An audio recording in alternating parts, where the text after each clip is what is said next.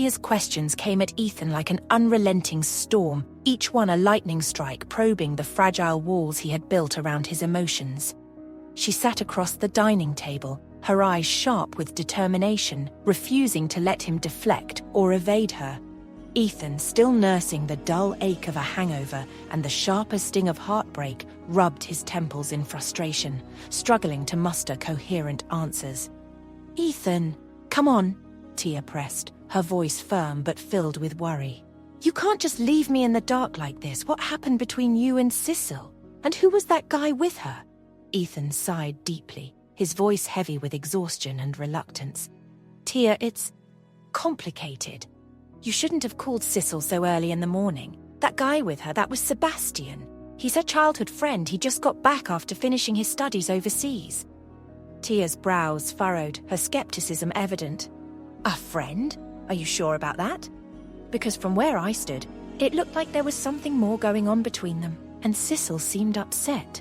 "Did you two have a fight?" Ethan hesitated, his gaze dropping to the table as he tried to form the right words. "It wasn't a fight exactly. We talked. About us." "About us," Tia repeated, leaning forward as if the physical movement could extract more clarity. "What does that even mean, Ethan?" Sicil looked like she was on the verge of tears. "Did you say something to hurt her?" The growing frustration in Ethan's voice cracked through as he replied, "I'm trying to explain, Tia, but it's not easy. There's a lot of history between us, and it's messy. Sicil and I, we've been through so much, and this is harder than you think." Tia wasn't one to back down, especially not when her brother was clearly struggling. "I get that it's messy, Ethan, but avoiding it won't fix anything. Sicil needs to know where you stand, and honestly, so do I. You can't just keep stumbling through this without figuring it out. You owe her and yourself that much." Ethan clenched his jaw, his hands gripping the edge of the table. "You think I don't know that? Every part of me wishes we weren't in this mess, but it's not that simple. You saw Sebastian, right? He's not just some childhood friend, Tia. He's the love she lost and found again." Tia's eyes widened in shock. "Wait, you're saying Sebastian is the one Sicil always talked about, the guy from her past?" Ethan nodded, his voice cracking slightly. "Yeah, he's that guy. And now he's back, standing in the middle of everything. Sicil's torn between the life she started building with me and the love she thought she'd lost forever. And me? I'm just the guy who got caught in the middle, the third wheel." Alex, who had been silently observing from the corner, finally spoke, his tone more serious than usual. "That's a hell of a position to be in, Ethan. But if you know she's torn, what do you plan to do about it? You can't just keep pretending like nothing's wrong." Ethan's voice lowered, filled with quiet pain. "I don't know, Alex. I hate this. I hate the way he stepped back into her life like he never left. And I hate that part of me wishes he'd never come back. But more than anything, I hate seeing her like this, confused, hurting. She doesn't deserve this, and I don't want to be the reason she feels this way." Tia's sharp gaze bore into Ethan, while Alex leaned against the wall, arms crossed, silently observing the exchange. "Ethan, I don't get it," Tia said, her voice rising. "Why does Sebastian even think he has a right to Sicil? He left her. He wasn't here for her when she needed him. And now, out of nowhere, he waltzes back into her life like he owns her heart. It's not fair. She moved on with you, Ethan, and you've been the one by her side. You are no third wheel." Ethan sighed heavily, running his hands through his hair. "Tia, you don't know the whole story." "Then tell me," Tia shot back, her voice tinged with anger and concern. "Because from where I'm standing, Sebastian looks like a selfish coward who abandoned her and now wants to claim what isn't his." Ethan's eyes darkened, his tone firm but calm as he replied. Ethan took a deep breath, his voice steady but tinged with emotion as he tried to make Tia understand. "Tia, you're looking at this like Sebastian just walked away, but it's not that simple. When Sebastian left, Sicil was still a minor. She was young, too young for him to lay his heart bare in front of her. He thought it wasn't right to burden her with his feelings, especially when he knew he'd only be gone for 2 years. His plan was to come back when she was older, when she was 18, and tell her everything. He wanted to do things the right way." Tia frowned but stayed quiet, listening intently. Ethan continued, his voice softening. But destiny had other plans for him. 2 years turned into so much more. His uncle passed away unexpectedly, and suddenly Sebastian wasn't just dealing with his father's illness. He had to take care of his grieving aunt, 2 young nephews, and the family business. He was stuck, Tia. Stuck in a situation he couldn't abandon without feeling like he was betraying his family. And through all of this, he didn't tell Sicil how he felt. And why not? Tia interjected, frustration evident in her tone. He could have told her, at least given her some clarity instead of leaving her in the dark. Ethan nodded, acknowledging her point. You're right, he could have told her. But in his mind, he thought he was sparing her pain. He was suffering, Tia, missing her, loving her from a distance. And he didn't want her to suffer along with him. He thought it was kinder to let her live her life without the weight of his struggles. What he didn't realize was that not sharing his pain made Sicil feel unloved, forgotten even. And in that emptiness, she fell for me. Tia leaned back, her expression conflicted. So what are you saying, Ethan? That he's some kind of martyr, that he had no choice but to leave her? Ethan's gaze was unwavering. I'm saying he was a victim of circumstances. He did what he thought was best, even if it turned out to be the wrong choice. He never stopped loving Sicil, Tia. Not for a second. And now he's back, not to take her from me, but because he couldn't stay away anymore. Because he's carried the weight of losing her for years. Tia's eyes softened, though her skepticism lingered.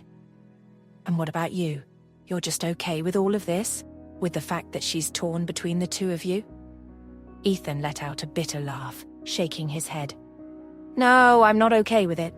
Do you think I like being the one who's hurting her? Seeing her struggle every day, caught between the love we built and the love she's always carried for him? But tell me, Tia, where is Sebastian wrong in all of this? He's a man who's only ever loved her and was trapped by circumstances beyond his control. You think I don't want to hate him? That I don't wish things were simpler? But I can't blame him for loving her. I can't fault him for the life he had to live. Alex, who had been silently observing, finally spoke up, his tone measured. So what you're saying is, no one's really to blame here. Not you, not him, not even Sicil. It's just life. Messy, complicated life. Ethan nodded, his shoulders slumping slightly. Exactly. If there's anyone to blame, it's fate. It put us all in this impossible situation. But Tia, try to see things from his perspective. He's not the villain you think he is. He's just a guy who's loved one woman his whole life and had to sacrifice her for reasons he didn't choose. Tia sat silently, processing Ethan's words. Her anger and frustration began to melt into a reluctant understanding. I still don't like it, she murmured.